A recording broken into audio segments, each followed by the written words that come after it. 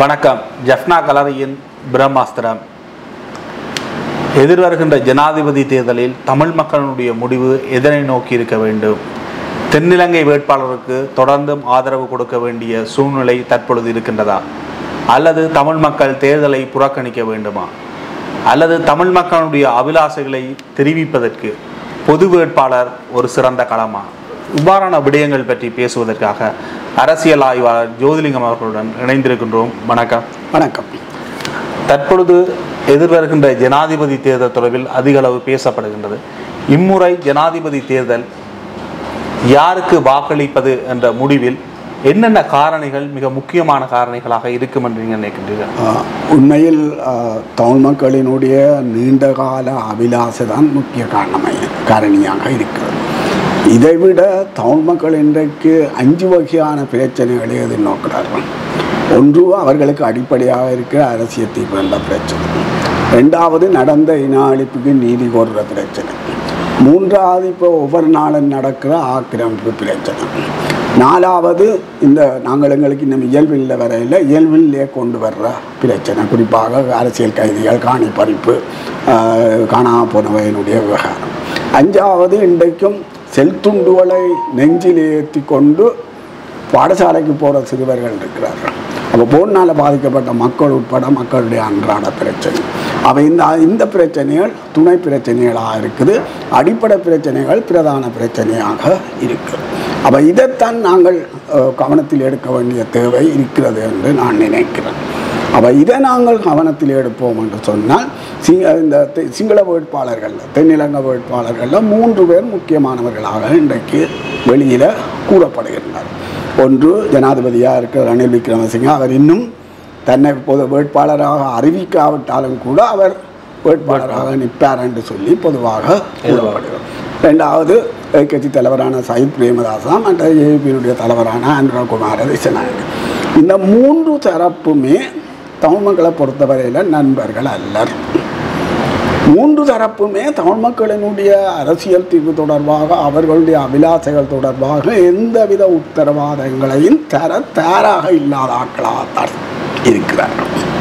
அப்போ இந்த நிலையில் இந்த 3 பேருக்குமே தமிழ் மக்கள் வாக்களிக்க முடியாது.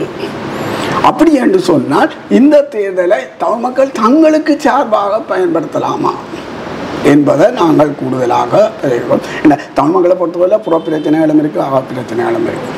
இந்த புற பிரச்சனைகளையும் அகப்பிரச்சனைகளையும் ஒரு ஒரு ஒரு ஒரு லைனுக்கு, ஒரு தீர்வுக்கு கொண்டு வருவதற்கான முயற்சியாக இந்த தேர்தலை பயன்படுத்தலாமா?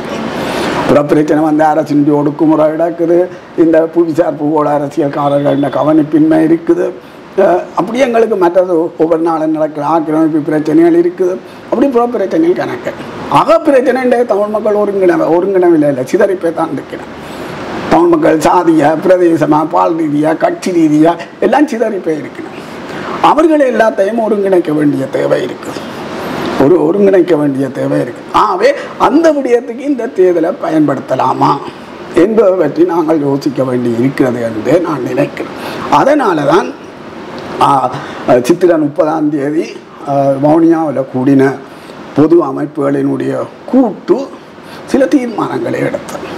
அது இந்த ஜனாதிபதி தேர்தலை ஜனாதிபதியை தெரிவு செய்கிற தேர்தல் என்றதை நிராகரிக்கிறது. மக்களினுடைய அபிலாசையை, தமிழ் மக்களுக்கு என்ன தேவை என்றதை உரத்தி சொல்லக்கூடியதாக இந்த தேர்தலை பயன்படுத்துகிறது. அதற்காக ஒரு பொது வேட்பாளரை உருவாக்குற, பொது வேட்பாளரை நிறுத்துறது. இந்த விடயங்களை கையாள்வதற்காக பொது அமைப்புகளும் அரசியல் கட்சிகளும் இணைந்து ஒரு பொது கட்டமைப்பை உருவாக்குவது. அந்த பொது கட்டமைப்பினூடாக இந்த நடவடிக்கைகளை முன்னெடுப்பது. எதிர்கால செயற்பாடுகளுக்கும் தொடர்ச்சியாக நாங்கள் முன்கொண்டு செல்வதற்கான ஒரு அடித்தளத்தை உருவாக்குவது என்ற தீர்மானத்தை எடுத்தது. இந்த தீர்மானத்தின் அடிப்படையில் அரசியல் கட்சிகளோடு பேசுவதற்கென்று சொல்லி ஒரு குழுவும் அமைக்கப்பட்டது. முக்கியமான அரசியல் கட்சிகள் எல்லா துறையும் பேசப்பட்டாங்க. அதில் 1-2 கட்சிகளை தவிர மிச்ச கட்சிகள் அனைத்தும் பொது வேட்பாளருக்கு ஆதரவு தருவதாக கூறிக்கொண்டன. சரியோ, ஆதரவு தராதாக்கள் இதில் தமிழரசு கட்சியில் உள்ள சுமந்திரன் பிரிவும், மற்றது தமிழ் தேசிய மக்கள் முன்னணி தான் ஆதரவு. தமிழ் தேசிய மக்கள் முன்னணி நாங்கள் பரிஷ்கரிக்கிறோம் என்று சொல்லிக்கொண்டது. சுமந்திரன் பிரிவு தாங்கள் தென்னிலங்கையோடு ஏதாவது பேரம் பேசி அவர்களுடைய தேர்தல் விஞ்ஞாபனம் வரட்டு நாங்கள் பேரம் பேசி ஏதாவது செய்வோம் என்று சொல்லி அவர்கள் கூறியிருக்கிறார்கள். அப்போ இதுக்கு பிறகு கடந்த 5ஆம் தேதி ஜூன் மாதம் 5ஆம் தேதி யாழ்ப்பாணத்தில் நாங்கள் வவுனியாவில் கூட 43 பொது அமைப்புகள்லாம் கூடினோம். யாழ்ப்பாணத்தில் கூட 83 பொது அமைப்புகள் கூடினோம். 83 பொது அமைப்புகள் கூடி முதலாவதாக எடுத்த தீர்மானம் இந்த பொது அமைப்புகளுடைய கூட்டுணவை தமிழ் மக்கள் பொதுச்சபை என அதுக்கு பெயர் சூட்டி அழைப்பதாக முதல் தீர்மானிக்கப்பட்டது. அதை தீர்மானித்ததோடு இந்த அந்த தமிழ் மக்கள் பொதுச்சபை இந்த நிர்வாக குழுக்களை உருவாக்கினோம். குறிப்பாக 2 குழுக்களை உருவாக்கினோம். ஒன்று 9 பேரை கொண்ட வழிகாட்டல் குழு. அந்த 9 பேரை கொண்ட வழிகாட்டல் குழுவில் கூடுதலாக சமய தலைவர்கள்லாம் அதில் கூடுதலாக இருக்கிறார்கள். அதை விட மக்கள் பொது அமைப்புகளை பிரதிநிதித்துவப்படுத்துகிறவர்களும் இருக்கிறார்கள். மற்றது தலைமை ஒருங்கிணைப்பு குழு. தலைமை ஒருங்கிணைப்பு குழுவை 25 பேரை தெரிவு செய்தோம். 25 பேர். இந்த 34 பேரையும் 34 பேரையும் தெரிவு செய்தோம். ஒவ்வொருத்தராக கூப்பிட்டு முன்மொழிஞ்சு வழிமொழிஞ்சு தான் ஒவ்வொருத்தராக தெரிவு செய்தோம். 35 பேரையும் முன்மொழிஞ்சு வழிமொழிஞ்சு தெரிவு செய்தோம். அதுக்கு பிறகு இந்த தலைமை ஒருங்கிணைப்பு குழு இந்த நிர்வாகத்தை நடத்துவதற்கான செயற்குழுக்களை உருவாக்கும் என்று சொல்லி கூறப்பட்டது. அதன் அடிப்படையில் செயற்குழுக்கள் உருவாக்கப்பட்டது. ஒன்று கருத்து உருவாக்க குழு உருவாக்கப்பட்டது, கருத்து பரவலாக்கல் குழு உருவாக்கப்பட்டது, நிர்வாக செயற்பாடுகளை நடத்துறதுக்கான குழு உருவாக்கப்பட்டது, மற்றது தொடர்பாடலை மேற்கொள்வதற்கு ஒரு குழு உருவாக்கப்பட்டது, மற்ற நிதிக்குழு உருவாக்கப்பட்டது. இன்றைக்கு அந்த குழுக்கள் உருவாக்கப்பட்டு சில செயற்பாடுகள் முன்னெடுக்கப்படுறதை நாங்கள் பார்க்கலாம்.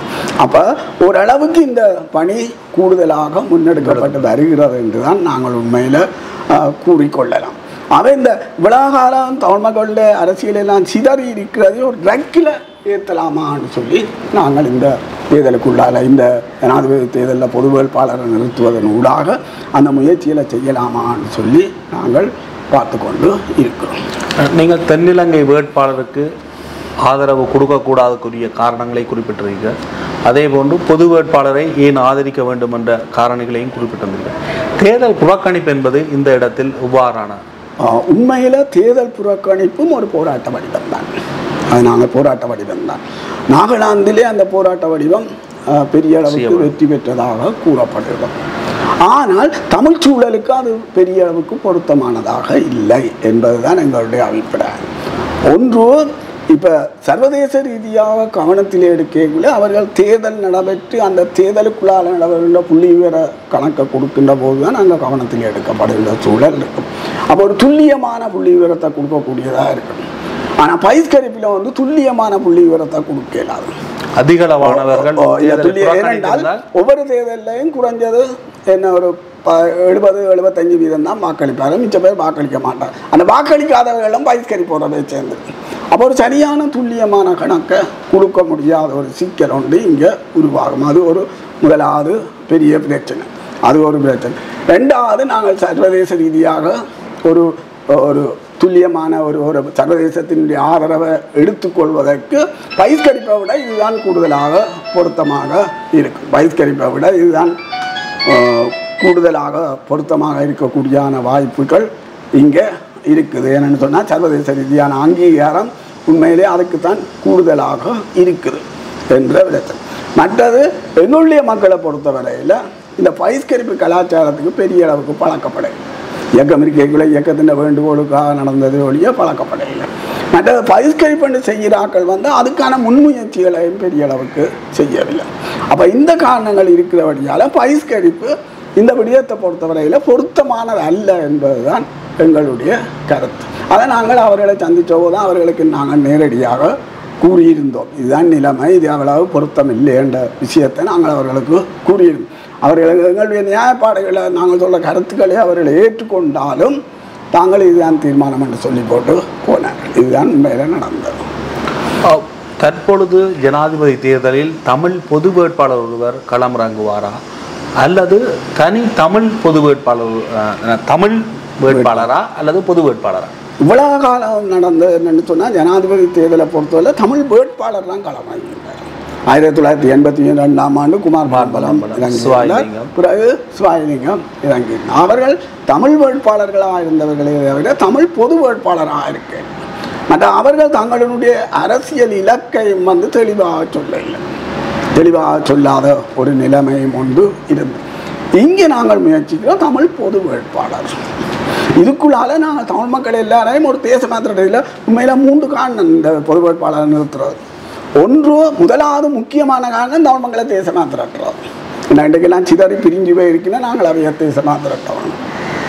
2வது காரணம் எங்களுக்கு என்ன தேவைன்றதை நாங்கள் தொடர்ச்சியாக சொல்லி கொண்டிருக்கோம். ஏன்னா நாங்கள் அதை விடையில ஏன்னா தொடர்ச்சியாக நாங்கள் அந்த அந்த அந்த அரசியல் நிலைப்பாட்டில் உறுதியாக இருக்கிறோம்ன்றதை நாங்கள் வெளிப்படுத்துவோம். ஏனென்றால் தேசிய பிரச்சனை என்பது சர்வதேச பிரச்சனை, அது உள்நாட்டு பிரச்சனை இல்லை. அப்போ சர்வதேசத்தின் தீர்வு தான் தேசிய பிரச்சனைக்கு தீர்வு. பேராசிரியர் சிவத்தம்பி அடிக்கடி சொல்வார் என்னென்னா, ஒரு விடுதலை போராட்டம், ஒரு தேசிய விடுதலை போராட்டம் தேசிய அரசியல்னா தான் உருவாகும். தேசிய விடுதலை போராட்டம் தேசிய அரசியல்னா தான் வளர்ச்சி அடையும். ஆனால் தேசிய விடுதலை போராட்டத்தின் வெற்றியை சர்வதேச அரசியல் தான் தீர்மானிக்கும். ஆகவே இது ஒரு சர்வதேச பிரச்சனை, சர்வதேசத்தின் தலையீடு இருந்தால் தான் இதில் எங்களால் வெற்றி காண முடியும்.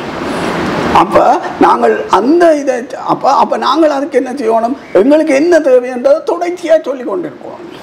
அப்போ தொடர்ச்சியாக சொல்வதற்கு இந்த தேர்தலை எப்படி பயன்படுத்துறது அந்த 3வது விஷயம், இந்த அரசை நாங்கள் அம்பலப்படுத்துவோம். ஏனென்றால் இது ஒரு கட்டமைப்பு சார் இன அழிப்பை, போர் முடிஞ்ச அப்புறம் இன அழிப்பை தொடர்ச்சியாக செய்து கொண்டு நிற்கிற அரசு. இந்த அரசு எங்களுக்கு தமிழ் மக்களுக்கான அரசு அல்ல என்பதை நாங்கள் தொடர்ச்சியாக அமலப்படுத்த வேண்டிய தேவை இருக்கு. இதில் உள்ள சிங்கள வேட்பாளருக்கு வாக்களிக்கிறால் வர்ற அபாயம் இதுதான். ஆனால் ஏனென்று சொன்னால் பாருங்க, என்னென்னா நாங்கள் ஒரு இந்த ஆக்கிரமிப்புகள் அழிப்புகள் என்பது அரசாங்கத்தின் தீர்மானம் இல்லை, அது இலங்கை அரசினுடைய தீர்மானம். எந்த அரசாங்கம் வந்தாலும் அதனை தொடர்ச்சியாக செய்யும். அப்போ நாங்கள் இன்றைக்கு ஆட்சியாளர்களாக வரக்கூடியவர்களை தெரிவு செய்து போட்டு அவர்கள் நாளைக்கு ஆக்கிரமிப்பு செய்யக்குள்ள நாங்கள் எப்படி அதுக்கு எதிராக குரல் கொடுக்க முடியும்? நாங்களே தெரிவு செய்த ஆட்சியை வச்சுக்கொண்டு நாங்கள் எப்படி குரல் கொடுக்க முடியும்? அங்கே ஒரு தர்க்க ரீதியான பிரச்சனை வருகிறது. அவன் இந்த விடயங்கள் எல்லாத்தையும் கவனத்தில் எடுத்து தான் நாங்கள் இந்த பொது வேட்பாளரை நிறுத்தியிருக்கோம். அப்போ அது தமிழ் வேட்பாளர் அன்றைக்குள்ள அது மக்களினுடைய முழு ஆதரவையும் பெறுவதில் கஷ்டம் இருக்கு. ஆனால் தமிழ் பொது வேட்பாளர் அன்றைக்குள்ள தமிழ் மக்களுடைய பெரும்பான்மையான ஆதரவை பெற்றுக்கொள்வதற்கான வாய்ப்பு இருக்கும் என்றே நான் நினைக்கிறேன். ஆனால் சுமத்ரன் இதற்கு எதிர்ப்பு தெரிவிக்கின்றார், சாணக்கியன் எதிர்ப்பு தெரிவிக்கின்றார், சார்ல்ஸ் நிர்மலநாதன் எதிர்ப்பு தெரிவிக்கின்றார், வினோ நோகலிங்கம் எதிர்ப்பு தெரிவித்திருக்கின்றார், டக்ளஸ் தேவானந்தா எதிர்ப்பு தெரிவித்திருக்கின்றார், பிள்ளையான் எதிர்ப்பு தெரிவித்திருக்கின்றார், வியாழேந்திரன் எதிர்ப்பு தெரிவித்திருக்கின்றார். அங்கேனும் இதற்கு ஒரு எதிர்நிலைப்பாட்டில் தான் இருக்கின்றார். இவ்வளவு நாடாளுமன்ற உறுப்பினர்களுடைய ஆதரவு பொது வேட்பாளருக்கு இல்லை என்கின்ற பொழுது நடைமுறை சாத்தியமாக நாங்கள் இதில் இந்த அரசாங்கத்தோடு நிற்கிற கட்சிகளை விடுவோம். அரசாங்கத்தோட நிச்சய கட்சிகளை விட்டுட்டு இந்த தமிழ் தேசிய சார்பு கட்சிகளை பார்ப்போம். அப்போ தமிழ் தேசிய சார்பு கட்சிகளை பார்த்தால் இதில் 3 கட்சிகள் உத்தியோகபூர்வமாகவே அறிவிச்சு விடணும். இபிஆரில் அறிவிச்சிருக்கு, அறிவிச்சிருக்கு, டெலோ அறிவிச்சிருக்கான், விக்னேஸ்வரன் அறிவிச்சிருக்கான். வினோதராலிங்கம் டெலோவினுடைய ஒரு உறுப்பினர். ஆகவே அங்கே மத்திய கமிட்டி எடுக்கிற தீர்மானத்துக்கு அவர் கட்டுப்படத்தான் வேணும். ஆகவே வினோதராலிங்கத்தை எதிர்ப்பட்டு சொல்லலாம். சார்ல்ஸ் நிர்மலநாதன் தன்னுடைய அபிப்பிராயமாக சொன்னாரே தவிர இன்னும் ஒரு நிலைப்பாடாக சொல்ல இல்லை. நிலைப்பாடாக இன்னும் அவர் உறுதியாக அதை வைக்க அவரோட கட்சி முடிவு எடுக்க கட்சி கலையரசன் கட்சி என்ன முடிவு எடுக்குதோ அதனை ஏற்றுக்கொள்வேன் என்று சொல்வார். மற்றபடி பார்த்தால் இன்றைக்கு சித்தார்த்தன் ஒரு பாராளுமன்ற உறுப்பினர், அவர் ஆதரவு. விக்னேஸ்வரன் ஒரு பாராளுமன்ற உறுப்பினர், அவர் ஆதரவு. செல்வமடைக்கலனான் பாராளுமன்ற உறுப்பினர், வினோதநாயகம் பாராளுமன்ற உறுப்பினர், கோவிந்தன் கண்ணாரன் பாராளுமன்ற. அப்போ கிட்டத்தட்ட 5 பாராளுமன்ற உறுப்பினர்கள் ஆதரவாக இருக்கிறார்கள். எதிராக இருக்கிற ஆக்கள் யாரண்டா நேரடி எதிராக இருக்காங்க 3 பேர் தான், சம்பந்தனும் சுமந்திரனும் சாணக்கியனும். அப்போ பெரும்பான்மையாக இங்கே தான் ஆதரிக்கிறேன் என்ற ஒரு விவகாரம் எங்களுக்கு இருக்கு. தமிழரசு கட்சியை பொறுத்தவரையில் அல்ல, அந்த தேசிய கட்சிகளை பொறுத்தவரையில் பெரும்பான்மை ஆதரவு. கஜேந்திரகுமார் அவன் புறக்கணிப்பு. அது கிட்டத்தட்ட ஒரு வகையில் இந்த தேர்தலை புறக்கணிக்கிறான். தென்னிலங்கைக்கு எதிர்ப்பு என்ற வகையிலே அவர்களும் இஞ்சாலா நிற்கக்கூடிய வாய்ப்பு இருக்கு. இது ஒரு பக்கம். மற்றவர்களை கூட நாங்கள் இதை வலுவாக கொண்டு வந்து மக்களும் அதற்கு ஆதரவை கொடுக்கின்ற போது அவர்களும் பின்னால் வரக்கூடிய வாய்ப்பு தான் வரும். அழுத்தம் ஒன்று வரும். ஏன்னா அவர்களால் அதை செய்ய இயலாத அந்த அழுத்தம் கொண்டு வரக்கூடிய வாய்ப்பு வரும். சுமந்திரனை பொறுத்தவரை சுமந்திரனுடைய அரசியல் வேறு. சுமந்திரனுடைய அரசியல் என்றோ தென்னிலங்கை கொழும்பு நலன் சார அரசியல் தான் அவற்றை அரசியல். அதாவது அவர் தன்னுடைய கொழும்பு இருப்புக்கு இடையூறு வராத வகையில் செய்கிற அரசியல் தான் அரசியல். அப்போ இங்கே வச்சுக்கொண்டு அவர் அங்கே தென்னிலங்கை அரசியல் செய்வதிலான அவர் கூடுதலாக கவனம் செலுத்தினார்.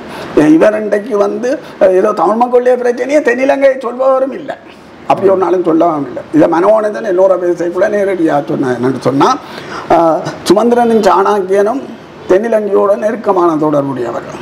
ஆனால் நானுங்க இந்த தமிழ் மக்களுடைய அரசியல் பிரச்சனையை சொல்கிற அளவுக்கு கூட அவன் சொல்கிறா இல்லையா. அதையும் சாணக்கியன் தன்னை விட சிங்களங்காவை நல்லா பேசும், ஆனால் சாணக்கியனை சொல்கிறா இல்லையான்னு சொல்லி உண்மையில் தென்னிலங்கைக்கு தமிழ் மக்களுடைய பிரச்சனையை சொன்ன ஒரே ஒரு ஆளுநர் ரவிராஜ் மட்டும்தான். அதுக்காக தான் அவரை சுட்டாங்களோன்னு தெரியாது. ஆகவே இவர் நடத்துகிற அரசியல்ன்றது பெருந்தேசியவாதத்துக்கு முதுகு தடவுற அரசியல். அப்போ இந்த அரசியலை நாங்கள் ஏற்றுக்கொள்ள இயலாத ஒரு இன்றைக்கு என்னென்னா இந்த பொது வேட்பாளர் வந்து அவற்றை அரசியல் இருப்புக்கு பிரச்சனை என்றபடியாக தான் அவர் இதில் இறுக்கமாக நிற்கிறான ஒரு சூழல் ஒன்று உருவாகும். மற்றது இன்றைக்கு அவர் பொதுவாக போல ஒரு மோத வந்த நிலைமைன்றது இந்த ஆட்டை கடித்து மாட்டை கடித்து மனுஷரை கடிக்கிற மாதிரி. முதல் தமிழ் தேசிய கூட்டமைப்பு போகிற மோதி அதுக்குள்ளே இருந்த பல கட்சிகள் வெளியேறுவதற்கு காரணமாக இருந்தேன். பிறகு தமிழரசு கட்சிக்குள்ள மோதி அந்த 75 வருஷமாக நீதிமன்ற படியேறாத கட்சியை கொண்டு போய் நீதிமன்றத்தில் படியேற்றினார். இன்றைக்கு பொதுவாக மோத வழக்கு தமிழரசு கட்சி பல வழக்குகளுக்கு சென்றிருக்கிறார். தமிழரசு கட்சியினர் தங்கள் உறுப்பினர்களை நீக்குகின்ற வழக்குகள் பல வழக்குக்கு நீதிமன்றம் சென்றிருக்கின்றனர். சுமந்திரனுடன் என்ன காரணத்திற்காக சிவில் சமூகங்கள் சந்தித்து பேசியது? அவர் நேரடியாகவே பொது வேட்பாளருக்கு எதிரான நிலைப்பாட்டை ஆரம்பத்திலேயே அறிவித்துள்ளார். அதற்கு நாங்கள் சொல்கிறோம். காரணம் என்னென்னு சொன்னால், நாங்கள் சுமந்திரனோட இந்த பொது அமைப்புகள் சந்தித்து பேசுவது தொடர்பாக பொது அமைப்புகளுக்கு பெரிய உடன்பாடு இருக்கையில். ஏன்னு சொன்னால் அவர் தமிழ் தேசிய அரசியலுக்கு வெளியில் நிற்கிறவர். மற்றது பகிரங்கமாகவே இதை என்ன தமிழ் பொது வேட்பாளருக்கு எதிராக கருத்து சொன்னவர். மற்ற அவர் ஒரு கட்சியின் தலைவர் இல்லை. நாங்கள் சந்திக்கிற கட்சியின் தலைவர் ஒரு ஆண்டு சந்திக்கணும். ஆனபடியால் நாங்கள் அவரை சந்திக்க தேவையில்லை என்ற கருத்து தான் முன்வைக்கப்பட்டது. நாங்கள் மாவசேனாராயத்தான் முதல் போய் சந்தித்தோம். முதலாவதாக சந்தித்ததே மாவசேனாராயா தான். மாவசேனாராயா சொன்னார் என்றால், நீங்கள் சுமந்திரனோரையும் சிறிதனோரையும் ஒரு தடவை பேசுங்கோ என்று சொன்னார். மற்றது இன்றைக்கு தலைமை உறுதிப்படுத்தப்படாத நிலையில் 2 தலைமை போட்டிக்கு வரக்கூடிய நபர்களாக அவர் 2 பேரும் இருக்கிறோம். ஆனபடியால் அவர்களுக்கும் நாங்கள் எங்களுடைய அபிப்பிராயத்தை சொல்ல, நாங்கள் எங்களை நிராகரிக்க தரப்போரையும் பேசுகிறான்னு தீர்மானித்தோம். அதாவது நாங்கள் சைக்கிள் கட்சியோட பேச வழக்கிட்டோம். டக்ளஸ் தேவானந்தா தேவானந்தாவோட அடுத்தடுத்த கட்டம் பார்ப்போம். இன்னும் பேச இல்லை.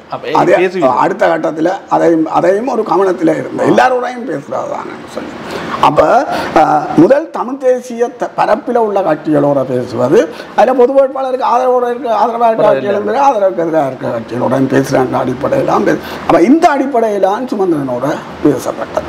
அப்போ சுமந்திரனோட பேசவர்களுக்கு அவர் முதலாவது வச்ச விஷயம் இந்த மக்கள் ஆணையம் பெற இயலாது என்ற விடயத்தை தான் வச்சார். அதுக்கு அவர் சொன்ன காரணம் என்னென்னு சொன்னால், 1977ஆம் ஆண்டு தேர்தலில் தமிழர் விடுதலை கூட்டணிக்கே மக்கள் ஆணையம் கிடைக்க இல்லை, 50% கிடைக்க இல்லை என்ற அபிப்பிராயம் இருக்குன்னு சொல்லி சொன்னேன். அது பிறகு சொன்னேன், நான் சொன்னேன் இல்லை அதுக்கு 50% கிடைச்சாண்ட இல்லை, அது புத்தளம் மாவட்டத்தில் கிடைச்ச வாக்கையும் சேர்த்து தான் 50% கிடைச்சதான், 50% கிடைச்சன்னு சொல்லி சொன்னேன். அப்போ நான் அதிலே அவர் இந்த விடயத்தை மறக்கிறாருன்னு சொன்னால், பழைய தமிழில் வரவிடத்தில் புத்தளம் மாவட்டம் இருக்கு. அதை விட அவர் வடகிழக்கில் இருக்கிற முஸ்லீம் சிங்களாக்களோட சேர்த்து தான் பார்க்குறாரு, தனியாக தமிழ் மக்கள்னு பார்க்குறேன். அப்போ தனியாக தமிழ் மக்கள்னு பார்த்தா அங்கே வாக்களிப்பில் கிட்டத்தட்ட 70-75% மேலே தமிழர் விடுதலை கூட்டணிக்கு வாக்கு கிடைச்சது. தேர்தல் தொகுதியில் பார்க்க விட கல்குடா தேர்தல் தொகுதியில் மட்டும்தான் அது 545 வாக்கு வித்தியாசத்தால் தேவநாயகம் வெற்றி பெற்றவர் தோல்வி அடைஞ்சு. மிச்சம் அனைத்து தேர்தல் தொகுதியிலையும் தமிழர் விடுதலை கூட்டணி வெற்றி அடைஞ்சு. ஆகவே அது அந்த அடிப்படையில் வாக்கைகளையும் கூட மக்கள் ஒரு பெரிய ஆணையை கொடுத்ததாகத்தான் நாங்கள் பார்க்கிறோம். இன்றைக்கு நாங்கள் முழு வடகிழக்கில் உள்ள முழு சிங்கள முஸ்லீம் தமிழ் எல்லார்கிட்டையும் நாங்கள் ஆணையம் கேட்கல. நாங்கள் ஆணையம் கேட்கறது தமிழ் மக்கள்கிட்ட மட்டும்தான்.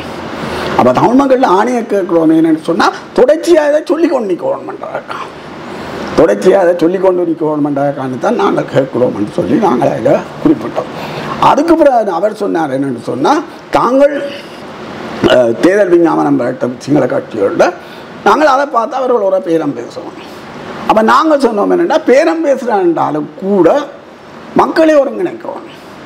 மக்களை ஒருங்கிணைச்சு ஒரு பவர் ஃபோர்ஸாக நாங்கள் இருந்தால் தான் நாங்கள் அங்கே போய் பேரம் பேசலாம், இல்லைன்னா பேரம் பேசலாம். ஆனால் இன்றைய மக்கள் சிதறி இருக்கிறாங்க. நீங்கள் அப்படியே விட்டு வாக்களிப்பை விட்டால் வாக்களிப்பு நிறைய சிதறி தான் போகும். என்றால் என்ன, ரணிலுக்கு கொஞ்சம் பேர் வாக்களிப்பினா, சைத்துக்கு கொஞ்சம் பேர் வாக்களிப்பினா, அன்றா கொஞ்சம் பேர் வாக்களிப்பினா, யாராவது தமிழ் வேட்பாளர்கள் பின்னே அவைக்கு வாக்களிப்பினா அவன் வாக்களிப்பு சிதறைக்குள்ள நீங்கள் எப்படி பேரம் பேச முடியும்? அப்போ அது சொன்னால் அது உண்மைதான். நாங்கள் இதை பற்றி பொது வழியில் பேசுவோம் அப்படின்னு சொல்லி பொதுப்படையாக சொன்னேன். மூன்றாவதாக நான் சொன்னேன் என்னென்னு சொன்னால், ஏற்கனவே நான் கூறியபடியே நான் சொன்னேன், நீங்கள் இன்றைக்கு ஆட்சி வர்ற ஒரு ஆளுக்கு வாக்களித்து போட அவன் தொடர்ந்து ஆக்கிரமிப்பு செய்யக்குள்ள நீங்கள் என்னென்று ஒடுக்குறாங்களன்னு சொல்லி எதிர்த்து சொல்ல முடியும். அவர் அதுக்கு வாயதிறக்கல. இதுதான் சுமந்திரனோடு நடந்த விவாதங்களில் கருத்துக்கள் இல்லைப்பா. கூட அவர் சொன்னார், அவர் இந்த ரெண்டாவது மூன்றாவது விஷயங்களை பற்றி அவர் பகிரங்கமாக கதைக்கவே இல்லை. அதை லாபமாக மறைச்சி விடுங்க. ஏன் அவருடன் பகிரங்கமாக கதைப்பதற்கு மறைச்சி விடுகின்ற இல்லாமல் அது ஒன்று பிரச்சனை. என்ன ஒன்று, ஒரு ஒரு ஒரு பொது நிகழ்வை அரேஞ்ச் பண்ணுறான்னு சொன்னால், ஒழுங்கு செய்கிறான்னு சொன்னால் ரெண்டு வகை தான் இருக்கும். ஒன்று யாரையாவது பொது தரப்பு ஒழுங்கு செய்வாங்க, இல்லைன்னா ரெண்டு தரப்பும் சேர்ந்து நிகழ்வை ஒழுங்கு செய்வாங்க. இது தான் ஒன்றை தயாரித்து போட்டு தான் ஒரு அரசியலில் பாட்டுக்காக ஒரு இதை ஒரு நிகழ்வை ஒழுங்குபடுத்தி போட்டு எங்களை வந்து பேச வர சொன்னால் நாங்கள் எப்படி போடுறோம்? இதில் எங்களுக்கு பிரச்சனை இருக்குது. ஏன்னா நாங்களே ஏற்கனவே தமிழ் வேட்பாளர் தேவை என்ற உறுதியான நிலைப்பாட்டுக்கு வந்துட்டோம். அதுக்குள்ளவே நாங்கள் தமிழ் வேட்பாளர் தேவையா இல்லையான்னு அதை சொன்னிக்கலான்னு எங்களுடைய விவாதம் தமிழ் வேட்பாளராக சிங்கள வேட்பாளராக. ஆகவே நீங்கள் ஒரு கூட்டத்தை கூட்டி அந்த இடத்தில் சுமந்திரனை பேச அழைப்பீர்களா? இல்லை, நாங்கள் அப்படி நாங்கள் இதில் செய்ய விரும்பலைன்னா அவர் பொது வேட்பாளர் அவர் எதிராக நிலைப்பாட்டான இருக்கிறார். அப்போ நிலைப்பாட்டில் இருக்கிறவரை நாங்கள் பேசுகிறதுலே எங்களுக்கு பிரச்சனைகள் இருக்குது. அதனால நாங்கள் வந்து அவற்றை நிலைப்பாட்டை ஏற்றுக்கொண்டு தெரியும் நாங்கள் எங்களுடைய அரசியலை செய்கிற முயற்சிகளை தான் நாங்கள் செய்யலாம் என்று நாங்கள் நினைக்கிறோம். இன்றைக்கு நாங்கள் ஸ்ரீதரனுடன் பேசுகின்ற பொழுது என்ன விடையது? இன்றைக்கு ஸ்ரீதரனோட பேசுகின்ற போது இந்த பிரச்சனைகள் முன்னே சிதன் முதல் நாங்கள் ஆரம்பத்தில் பேசின போதே சிதன் முழுமையாக ஆதரவு தர்றான்னு சொல்லி ஏற்றுக்கொண்டார். அது தேவை அவசியம் ஆதரவு தருவதான்னு சொல்லி சொன்னார். ஆனால் கட்சியினுடைய சொல்கிறேன், கட்சியினுடைய நிலைப்பாடு இப்படி இருக்குமென்று என்னால் சொல்ல முடியாது. ஆனால் ஒரு தனிப்பட்ட வகையில் நான் முழுமையான ஆதரவை தருகிறேன் என்ற அடிப்படையில். ஆனால் இறுதியாக தமிழரசு கட்சியில் இடம்பெற்ற மத்திய குழு கூட்டத்தில் 3 பேர் தான் பொது வேட்பாளருக்கு ஆதரவாக கருத்து தெரிவித்திருக்கிறார். அங்கே வந்து தற்பொழுதைய மாவை சேனாதிராஜா, செயலாளர் சத்தியலிங்கம் உட்பட புதிய செயலாளர் குகதாசன் வரைக்கும் அங்கே ஒரு எதிர்ப்பு நிலை கூடுதலாக இருப்பது போன்ற ஒரு வெளிப்படுத்தல்கள் தான் வெளிப்படுத்தப்படுகின்றது. உண்மை நிலவரம் தெரியும். உண்மை நிலவரம் எங்களுக்கு தெரியல.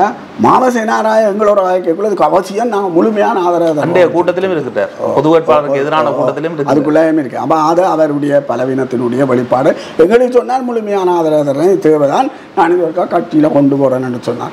அந்த என்ன டான் டிவி குணாதனுடைய ஒழுங்கமைப்பில் கட்சிகளை கூப்பிட்டு நடந்த கூட்டத்திலேயும் அவர் அதை தான் சொன்னவர்.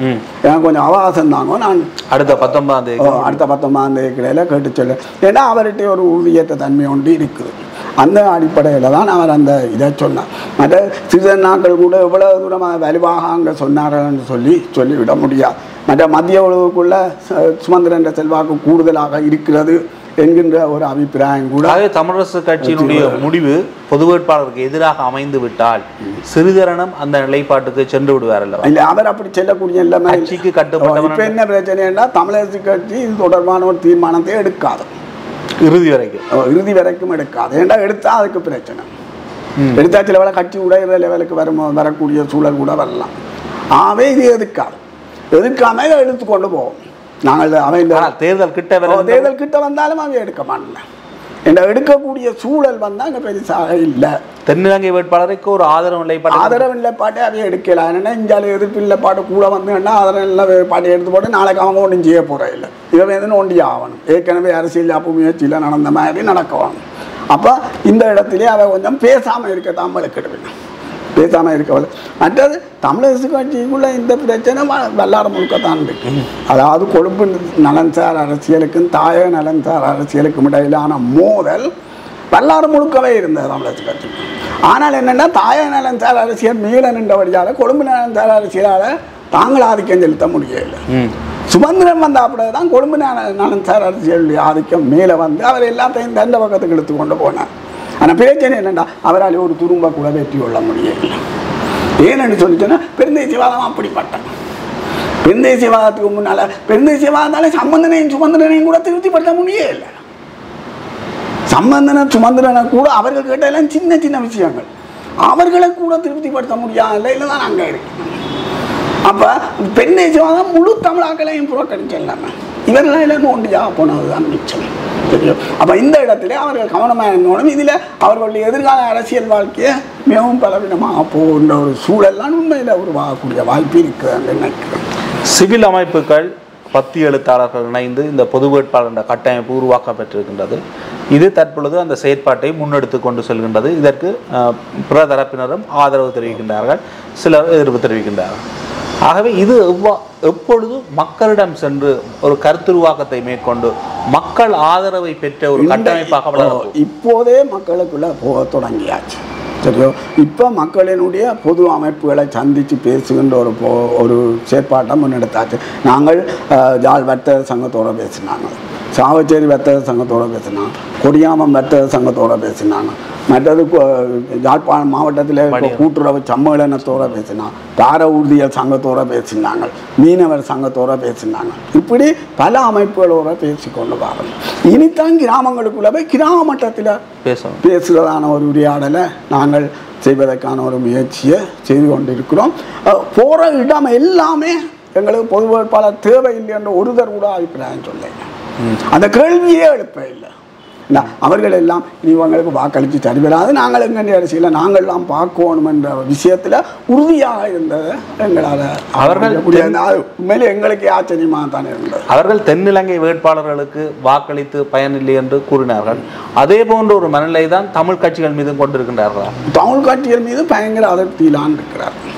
அதிருப்தியில் இருக்க இது ஒன்றையும் செய்ய இல்லை, போக இல்லை என்கின்றதான ஒரு அதிருப்தி ஒன்று இருக்குது அவைகிட்ட. மற்றது தமிழ் மக்கள் ஒரு ஒரு ஒரு கட்டுக்கோப்புக்குள்ளே ஒருங்கிணைவுக்குள்ளே வச்சிருக்கிறதில்ல இதை குழப்பி போடணும், எல்லாத்தையும் சிதற அடித்து போடணும். இந்த புற ரீதியாக ஒன்றும் செய்யலை, அகரீதியாக ஒன்றும் செய்யலை என்ற ஒரு அதிருப்தி ஒன்று தமிழ் மக்களில் இருக்கு. ஆகவே இந்த முறை பொது வேட்பாளர்கள் இல்லை என்றால் தேர்தல் புறக்கணிப்பதற்கு வாய்ப்பு அதிகம். தேர்தல் புறக்கணிப்புக்கு மக்கள் போவார்கள் என்று சொல்லி நாங்கள் உறுதியாக சொல்லிவிட முடியாது. பொது வேட்பாளர் இல்லை என்றால் உள்ளவுக்குள்ள வள்ளி சென்று பார்த்து 6வது சிங்கள வேட்பாளருக்கு வாக்களிக்கிற எல்லாமே ஒன்றுதான் உருவாகும். அவை பொது வேட்பாளர் தான் உண்மையிலே தமிழ் அரசியல், தமிழ் மக்களுடைய அரசியலை தென்னிலங்கையின் அந்த ஊடுருவல் இல்லாமல் அதுக்குள்ளேயே தக்க வச்சுக்கொள்வதற்கான ஒரு வாய்ப்பையும் சூழலையும் பொது வேட்பாளர் தான் உருவாக்கப் போகும். இந்த கலாச்சாரத்தை நாங்கள் உருவாக்கினோம் என்று சொன்னால் தென்னிலங்கை கட்சிகள், தென்னிலங்கை சார்பு கட்சிகள் இங்கே மேலாதிக்கம் செலுத்துறதை நாங்கள் நிறுத்தி கொள்ளலாம். மற்றது இந்த தமிழ் தேசிய அரசியல் என்ற கட்சி அரசியலுக்குள்ளால சிதறுண்டு இன்னமும் ட்ரக்கில் வர இல்லை.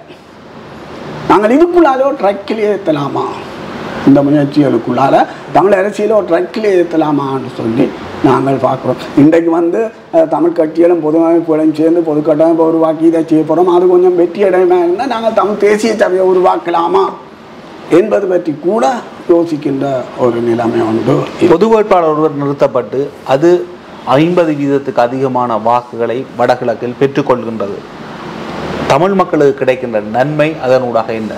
அதனூடாக நன்மை என்னென்று சொல்லி சொன்னால், இந்த அரசோடு தமிழ் மக்கள் இல்லை என்பதையும், இந்த அரசு தொடர்ச்சியாக ஒடுக்கி கொண்டு வந்திருக்கிறது என்பதையும், தமிழ் மக்கள் தங்களுடைய அரசியல் நிலைப்பாடில் உறுதியாக இருக்கிறோம் என்றதையும் நாங்கள் வெளியில் சொல்லக்கூடியார். இதுதான் எங்களுடைய மிகப்பெரிய வெற்றி என்று நாங்கள் தங்களுடைய நிலைப்பாட்டை வெளியில் சொல்கிறோம். மற்றது நாங்கள் எல்லாரும் ஒருங்கிணைஞ்சு நிற்கிறோம் என்றது. ஏண்டா வர்ற ராஜதந்திரிகள் எல்லாம் கேட்குறேன்னு சொன்னால் நீங்கள் ஒருங்கிணைஞ்சில்லை, ஆனால் நீங்கள் ஒருங்கிணைஞ்சு அதற்கு பின்னர் நாடாளுமன்ற தேர்தல் வருகின்ற பொழுது பிரிந்து நிற்க போகின்றார். நாடாளுமன்ற தேர்தல் வருகின்ற போது கூட நாங்கள் இந்த கோரிக்கையை வைக்கலாம். ஒற்றுமை தொடர்ச்சியாக தமிழ் தேசிய அரசியலை ஒற்றுமைப்படுத்துகின்ற ஒரு கோரிக்கையை நாங்கள் வைக்கலாம். ஆனாலும் கூட இதுக்குள்ள எங்கேயாக்கள் பிரிஞ்சாலும் இதுக்குள்ளான ஓட் பிரியும். சிங்கள கட்சிகள் இங்கே வராமல் நாங்கள் நடக்கிறதுக்கான ஒரு வழிமுறையை தான் பார்க்கணும். அது உண்மையிலே ஒருங்கிணை வேறு செய்யக்குள்ளாலான அது சாத்தியமாகும். அப்போ நீங்கள் தொடர்ச்சியாக ஒருங்கிணைந்து தான் நிற்க வேண்டும் என்கின்ற ஒரு அழுத்தத்தை எங்களால் கொடுக்க முடியும் என்று நான் நினைக்கிறேன். இதனுடைய வெற்றி என்ற பிம்பம், இதனுடைய பிம்பம் அதை நாங்கள் அடுத்த கட்டத்துக்கு போய் ஒரு தேசிய சபையை உருவாக்க முடியும்னு சொன்னால் தேசிய சபை இதெல்லாம் அந்த உண்மையிலே என்னன்னு சொன்னால் மக்கள் இயக்கத்தினால வழிநடத்தப்படுகின்ற தேர்தல் அரசியல் தேவை எங்களுக்கு.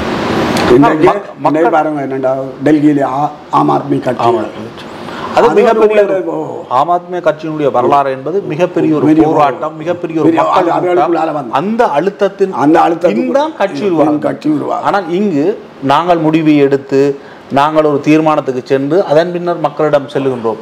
மக்கள் இன்னும் ஒரு மிகப்பெரிய ஒரு கூட்டத்தை, மிகப்பெரிய ஒரு பெரும் கூட்டமாக பேரணிகளாக வருகின்ற நிகழ்வுகள் இன்னும் ஏற்படவில்லை. அது இனித்தான் ஏற்படணும். மேலென்று சொன்னால் இது ரெண்டும் சேர்ந்து அதனை நோக்கித்தான் செல்லுகின்றோம், நோக்கித்தான் கொஞ்சம் கொஞ்சமாக செல்லணும். ஏனென்றால் உண்மையில நாங்கள் நோக்கி ஒழுங்காக செல்வோம்னா மக்கள் எங்களுக்கு பின்னால் அனுப்பி P2P போராட்டத்துக்கு நல்ல உதாரணம். P2P போராட்டத்துக்கு ஒரு தடவை தீராக்க இல்லை, ஜனம் தாங்களா வந்த ஆனால் P2P போராட்டத்திற்கு மக்கள் இயல்பாக எழுந்தார்கள். கோட்டபாய ராஜபக்சனுடைய அந்த காலம் அதெல்லாம் செல்வாக்கு செலுத்தியது, முதல் போராட்டமாக இருந்தது, அதெல்லாம் ஓகே. ஆனால் அதன் பின்னரும் தமிழ் மக்கள் பல்வேறு ரீதியில் அழுத்தங்கள் பிரச்சனைகள் படுகின்ற பொழுதெல்லாம் போராட்டங்கள் முன்னெடுக்கப்பட்டது. அவ்வளவு அதிகளவான மக்கள் அதில் எடுத்தவர்களை பொறுத்தது, எடுத்தவர்கள் யார் என்றால் அவர்கள் எல்லாரும் இணைந்து ஒருங்கிணைந்து எடுத்தார். அப்படி என்றால் ஏன் அந்த சிவில் தரப்போ பொது P2P போராட்டத்தை முன்னெடுத்தவர்கள் அதுக்கு பிறகு எடுக்கவில்லை? என்ன பிரச்சனை? அதுதான் அங்கே உள்ள பலவீனம்.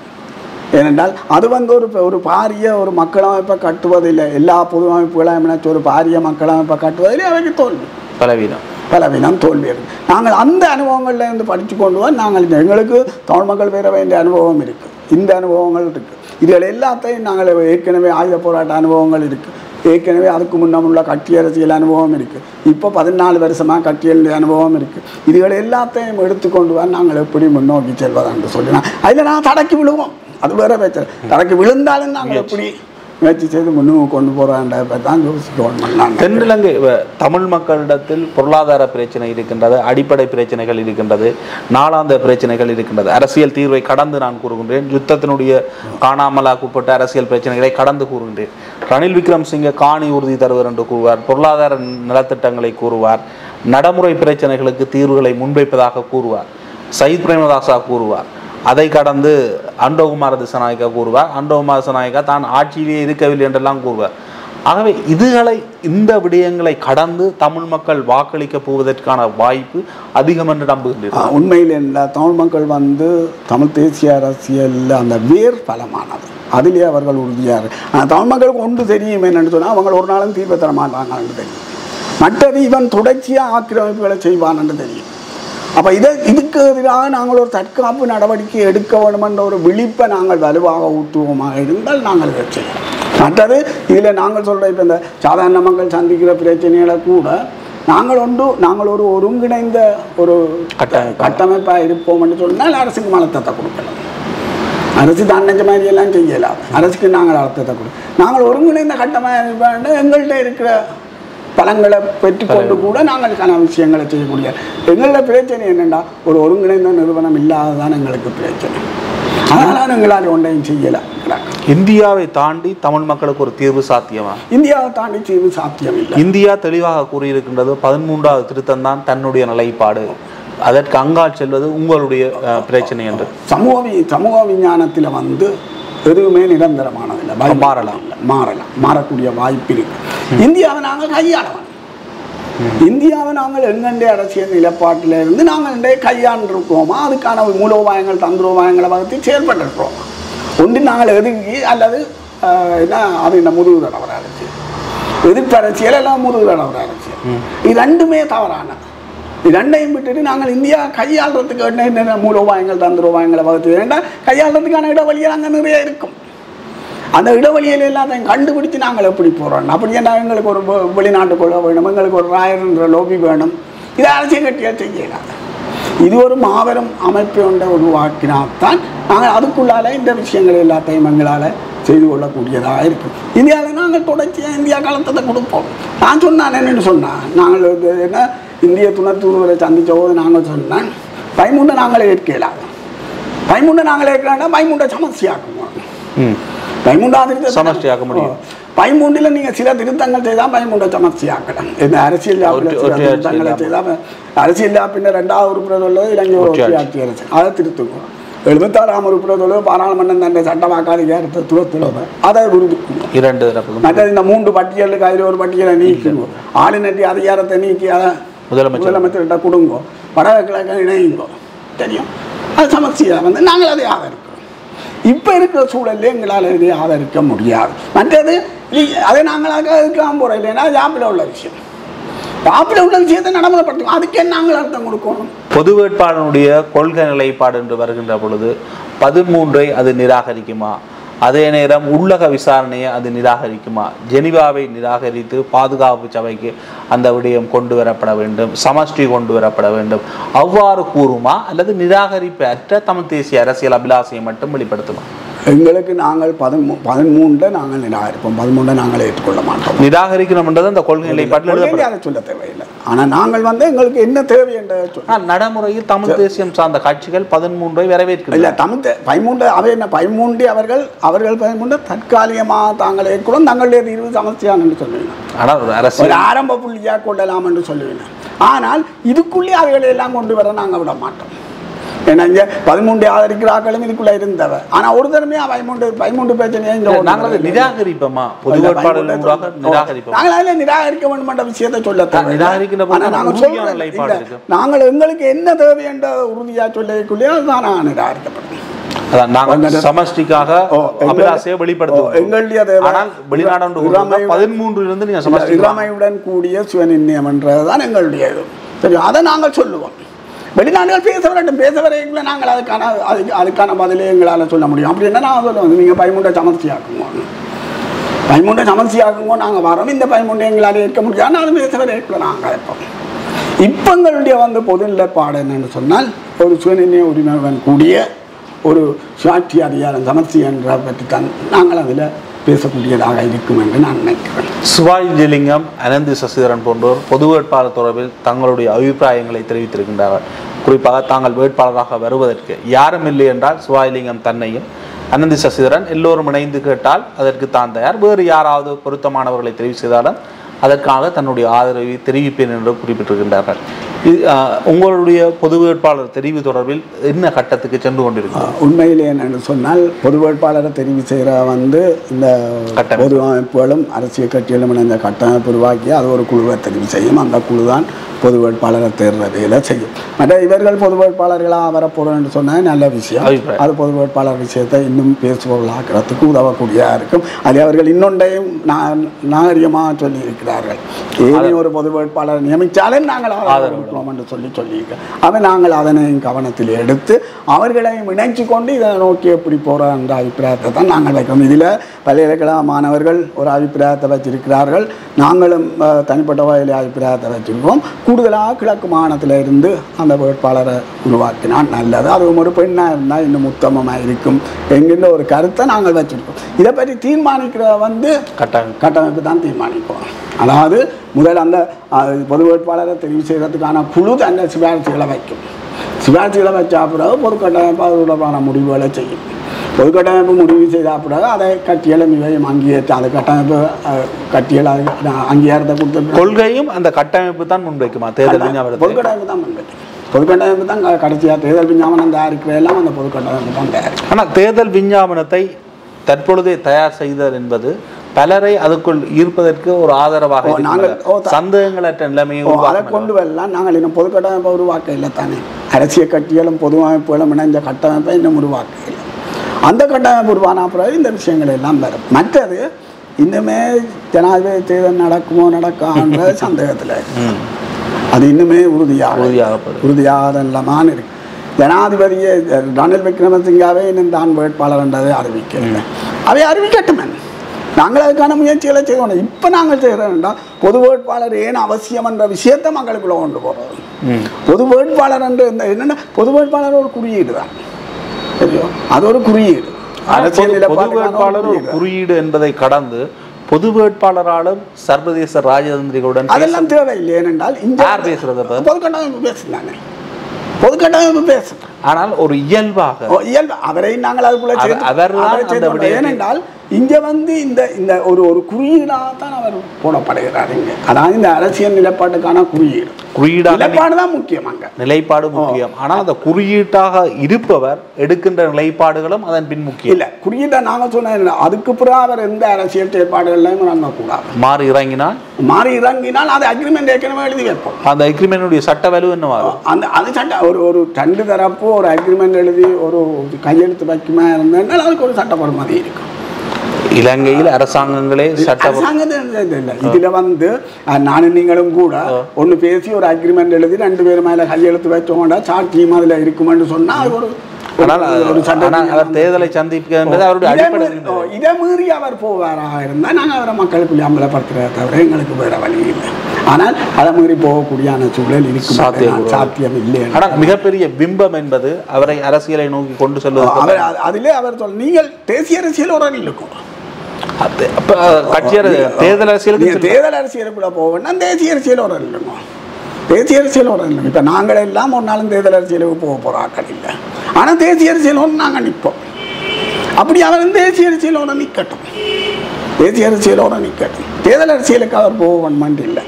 ஆனால் நாங்கள் ஓரளவுக்கு மக்கள் மத்தியில் கொஞ்சம் செயற்படக்கூடிய ஒரு நபரை தேடுவது கொஞ்சம் கூடுதலாக பொருத்தமாக இருக்குமென்னு சொல்லி நாங்கள் கருதுகிறோம். ஆனாலும் அதுக்கு பெரிய முக்கியத்துவம் நாங்கள் கொடுக்க விரும்பவில்லை. கொள்கைக்கு முக்கியம். நாங்கள் அரசியலில் பாட்டு தான் முக்கியத்துவம் கொடுக்கிறோம். ஒரு தும்பு தடியை வச்சாலும் ஜனம் போட் பண்ண 1 மணி எல்லாமே கொண்டு வரோம். ஏற்கனவே அமிர்தலிங்கம் தமிழரசு கட்சி காலத்தில் சொன்னால் தமிழரசு கட்சியால் ஒரு தும்பு தடியை வச்சாலும் மக்கள் ஓட் பண்ணுவார், வாக்களிப்பார்.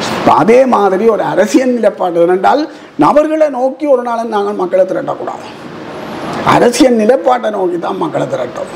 அவர்களை நோக்கி திரட்டைக்குள்ளான் அவர்கள் எல்லாம் குழப்பி விட்டு வேண்டாம் எல்லாமே முழுக்க விழுந்து ஓட்டுவோம். நாங்கள் ஒரு அரசியல் நிலைப்பாட்டை நோக்கி மக்களை திரட்டைக்குள்ளான் இது கூடுதலான வாய்ப்புகளை கொண்டு வரும் நினைக்கிறோம். இவ்வளவு நேரம் இந்த நேர்காணல் இணைந்து உங்களுடைய கருத்துக்களை பரிமாறியதற்கு மிக்க நன்றிகள். நன்றி, வணக்கம்.